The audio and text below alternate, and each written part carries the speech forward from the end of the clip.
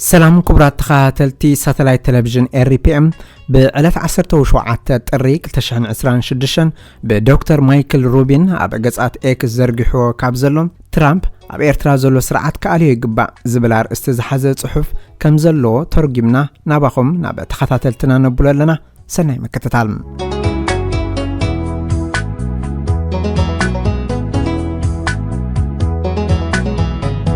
ትራምፕ اب ኤርትራ ዘሎ ስርዓት ከአልዮ ይግባእ بدكتور مايكل روبين ጥሪ 17 2026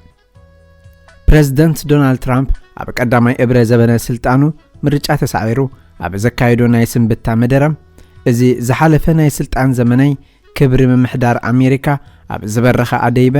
ድሕሪ ጂሚ ካርተር ንዘመናት ዓለም ተሐሪማቶ ዝጸንሐት ኩናትን ወረኹናትን ዘይተሰምዓሉ ስልጣን ዘመናይ ዓብ ክብርን ባህታን ይስማዓኒ ክብል መዲር ነይሩ ትራምፕ مبل 45-47 بريزيدنت خوينو اب زغلغلل زلو زمن سلطانو وصاي بوليساتو حيلن وتهدراو تهديدن استحوسيم سغمتاتو دما ناي قحتان سمتان خوينو معالتاوي وتهدراو سغمتي كموسات سلام زيبل مرح عالم كويني ركب مريت سلامي زلو يلو بصنع زحلا بيت بريزيدنت فنزويلا بدرع حصينه مصين استسرحه صنع حلوا وتهدراس زلو بيتو وحسنت سينو بزترع أسرحت مسبعلت بيتو تجاويم قصيلو دحر كلتا سومن حزب إيران سلاماو سلفي مسجمرم بريزيدنت ترامب مرحنت إسلاماو ريبابليك ون تمساسال عجا هقاطمو خمز خل أتنقيوم اب إيران حدش مرحنت كندلي جزيو كبل ترامب أوجيوم قصيلو نلعلواي مرح علي كاميني نإيران بسري دخم مرحنت إيران بوتا سيول كوينام إيران جهنب كبل دحر مقلاصو ازي صلون مرحي كإلت راي زلو كبل اجا مادرو خقاطمو مخانون بزي حبئب قليس ويم ازي ابلع عالز تقاسكو تاريخ زي انفتو حق مبار ازي حدش ولدو زد جنريشن ابا كلتا بلح جاف كوفيلو زلوم اجو دما بخلتا بلح ملاطة مقرداد كوينو نهم برقص ترامب حوكيم اسلامو مرحا علي كاميني كخيد اللهم قنا بينو خيد يبلون مركب USS إبراهيم لينكن CVN 72 ناب إرترا قريباخ تحلف قبام مركب USS إبراهيم لينكن CVN 72 زعينتها بنيكولار اتسرح مركب صعنت نفر تخوينام مسحيل بحر أمريكا نطف أقول التهب كاب 19 طريق 2026 جمير أبز وانزي كاب بحر دوب تشاينا كبابي مصاوبو سنغابور وصا ناب ماكلاي مبرا تساغر علام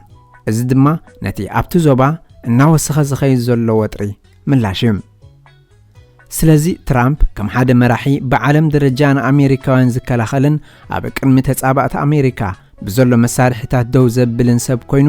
ጽኑዕ ዕርዲ ዜጋታት ኣሜሪካ ኮይኑ ክጸንሕ እንተደልዩ ውልቀ መላኺ ኢሳያስ ኣፈወርቂ ካብ ስልጣን ኣልዩ ኣብ ዞባ ቅርኒ ኣፍሪቃ ሰላምን ርግኣትን ከስፍን ልክዕ ሓማድሮ ክውገድ ይግባእ بريزيدنت باراك أوبامان جو بايدنن سرعات إيران أمريكان جهوتات نخفتحو لعل $1,000,000 باللع خفيلهم زيغاتات هادحينهم يم قنا إزميلا نإسلامو سعورا عفانن رقات ان سرعات إيران زيادة قد سلزت تابع تكباريو تفتسموم سلازم أقاب ترامب نزيادة جهو محاز زي تابع دايناميكيو كفتر كيلوم كالي تشاينا وأمريكا وتمهاراي أبك تشحن 19 بإيران مستجعوه دبلوماساوي صاغت فتيرو افتحوهم أبك تشحن 23 حماس زيغاتات أمريكا مستجعوه تماساسالي كفتحو غيرهم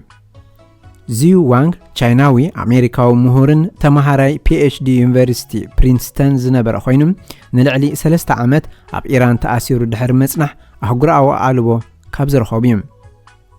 إرتراغن ننوح وانا مأسرت تصنحت أمريكاويت جهو حيزالام أب تحساس 2012 نقول 15 عامات سهام عالي كاب إيرتراك توتس أب زفتنة الأوان سبب سلطان إيرترا أب تحت أيد إتيامام قبنا يفتمتن أي تخصصتن إسياسجن زخانة أوموس لزيت صور أبوعة على عبدو منستر زينان نبر ناب جرمن هبز قبر مقشا دحر مودو ناب سرح سلزيت ملسة نسيهام قداي جيروالهم سيهام قلعان أمريكا وزيغانو كوان تخانت كابا كلتشان 10 جميرة إنه تجأويا دهات أفيلون ኦባማ ነቲ ጆሆዝ ተታሕዘም ቦብ ሊቪንሰን ኣብ ኢራን ገዲፍዎ ክኸይድን ከሎ ዕጫ ሲሃሙን ከምኡ ኮይኑ ዘሎ ስርዓት ኢሳያስ እንተቐቲልዋ ዋጋ ዛ ህፃን ድማ ገንዘብ ዘይኮነ ብደም ክኽፈል ይግባም ኤርትራ ንዝሓለፉ 25 ዓመታት ሽወደናዊ ድርብ ዜጋ ዘለዎ ጋዜጠኛ ዳዊት ኢሳቅ ጫዊው ዳሃዩ ኣጥፊእዎ ይርከብ ሽወደን ንዓመታት ዲፕሎማሲያዊ ጻዕሪ እኳ እንተገበረት ኣይሰለጣን ትራምፕ ኣድማዕ ስትራቴጂ ሞዴል ክኸውን ይኽእል እዩ እቲ ክሕደት ዝመለለይኡ ስርዓት ኢሳያስ ኣብ 2008 ጆሆ ዝሓዞም ጅቡታውያን ካብ ነዊሕ እዋን ክኽሕድሕር መጽናሕ ብዲፕሎማሲያዊ ጻዕሪ ቀጠር ተሰማዕነት ረኺቦም ኣብ 2016 ክፍትሑ ክኢሎም እዮም ኤርትራ ካብ ኢሳያስ ሓራው ምውፃእ ማለት ዘባዊ ጸጥታም ረብሓታት ኣሜሪካ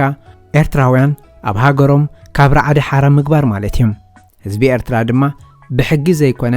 ብራዕዲ ካብ ዝመሓደር ሓያል ዓመታት ኣውፂሩ ይርከብ ሃገር በሃገሩ ቤት ማእሰርቲ ተቐይሩ ትቕጽል ዘላ ሃገር እያ ኣፍሪቃዊት ሰሜን ኮርያ ዝብል ስሙን ተዋሂብዋ ይርከብ ስርዓት ኢሳያስ ደረት ኣልቦ ስልጣን ጉዱድ ዕስክርና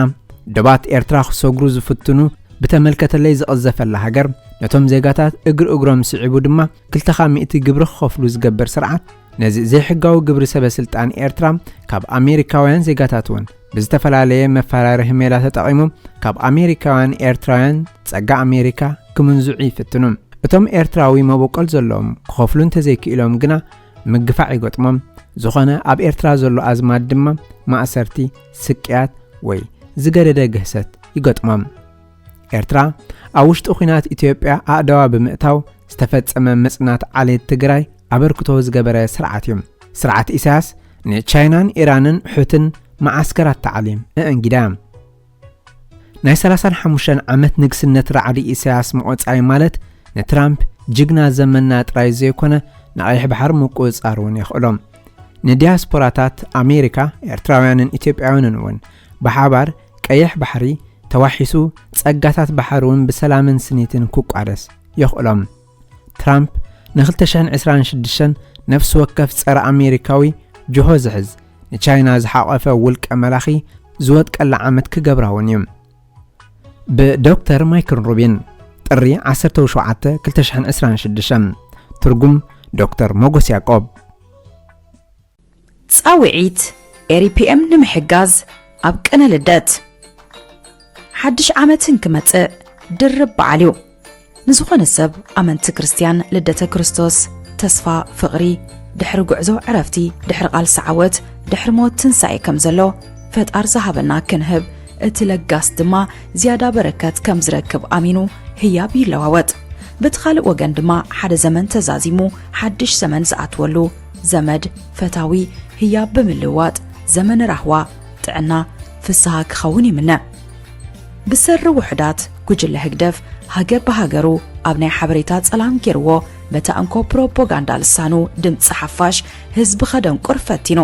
ግና ኤሪፒኤም ልሳን ውፅዓት ኮይና ዓፈናን ጸለመን ሰጊራ ከይባትኸት ነፍሲ ወከፍ ቤት እንዳኳሕኩሐት ሓቀኛ ሓበሬታ ትምግባላ ትካል ኤሪፒኤም ከም ናይ ህዝቢ ማዕከን ዜና ከም ወትሩ ደገፍኩም ትሓትታላ እቲ ትህብዎ ደገፍ ብስም ተፍቅርዎ ወይ ክትዝክርዎ ትደልዩ እትደልያ ቃልኩም ቃል ሓድሽ ዓመት ድማ ብስምኩም ብኤሪፒኤም መስኮት ቴሌቪዥን ክቃላሕ ትደልይዎ ወይ ድማ ትደልይኦ መልእኽቲ ብኢሜይል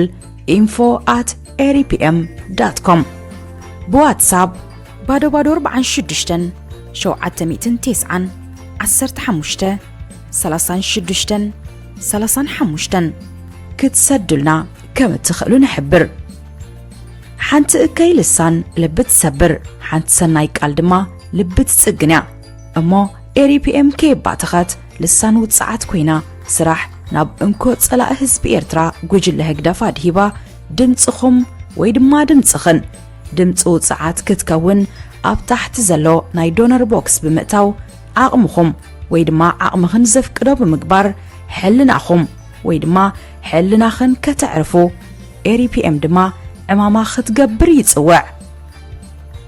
ካብ መሰጋገሪ ሽማግለ ኤሪፒኤም ሰላም ኣብ ኩሉ ኹርናዓት ዓለም ዘለኹም ኤርትራውያን እዚ ኣዝዩ ኣገዳሲ መልእኽቲ ኣብ ኩሉ ክበጽሕ እጃምኩም ከተበርክቱ ንጽውዕ ጉዳይ ብዲኤንኤ ጌርካ ግዳያት ላምፔዱዛ ንምልላይ ኣብዚ ሰዓት ካብቶም 368 ግዳያት ላምፔዱዛ እቶም ከባቢ ሰብዓ ዝኾኑ ጥራዮም ብዲኤንኤ መንነቶም ተረጋጊጹ ዘሎ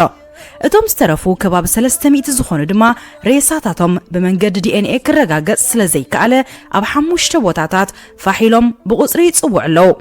እዚ ማለት ድማ እቶም ንጹሃት ግዳያት ሰብኣውነቶም ተመንጢሎም ናብ ቁጽሪ ተቐይሮም ኣለዉ ማለት እዩ ስለዚ ነዚ ጉዳይ ንምፍታሕ ስድራ ቤት ግዳያት ኣብ ዝሃለኹም ሃሊኹም ናይ ዲኤንኤ መስርሕ ብምግባር ነዝተሪፉ ዘሎ ሬሳታት ኣብ ምልላይ ክትሳተፉ ንጽውዕ ኣለና ብዙሓት ብኸመይ ዝብል ሕቶ ክህልወኩም ስለ ዝኽእል እዚ ስዕብ መብርህ ንህበኩም ቀዳማይ ኣብ ዝኾነ ሃገር ዋላውን ኣብ ኣፍሪቃ ማለት ኢትዮጵያ ዩጋንዳ ኬንያ ይኹን ካልኦት ሃገራት ኮይንኩም ናይ ዲኤንኤ መስርሕ ክትገብሩ ትኽእል ኢኹም ካልኣይ ኣብ ሃገራት ምዕራብ ዘለኹም ብዝቐለለ መንገዲ ክትገብሩ ትኽእል ኢኹም ሳልሳይ ናይ ዲኤንኤ መርመራ ንምግባር ዝኾነ ይኹን ዝኽፈል ገንዘብ የለን ኩሉ ብነፃ እዩ ኣብ ዝሃለኹም ሃሊኹም ራብዓይ ዲኤንኤ ክትገብሩ ትደልዩ በዚ ኣብ ታሕቲ ዘሎ ሓበሬታ ብመንገዲ ዋትሳብ ቴክስት ብምግባር ክትረኽቡና ትኽእል ኢኹም ከምኡውን ኢሜይል ብምግባር ሓምሻይ ብተወሳኺ ኣብዚ ታሕቲ ዘሎ ጉግል ፎርም ሓበሬታኹም ብምግባር ክትረኽቡና ትኽእል ኢኹም እዚ ናይ ዲኤንኤ መስርሕ ሬሳታት ኣብ ምልላይ ጥራይ ዘይኮነ ንስድራ ቤታት ሓዘነን ንኽዓጽዋውን ዝሕግዝ እዩ ስለ ዝኾነ ኩልና እጃምና ነበርክት ሕጅግን يأكل نبعتنا قنزنا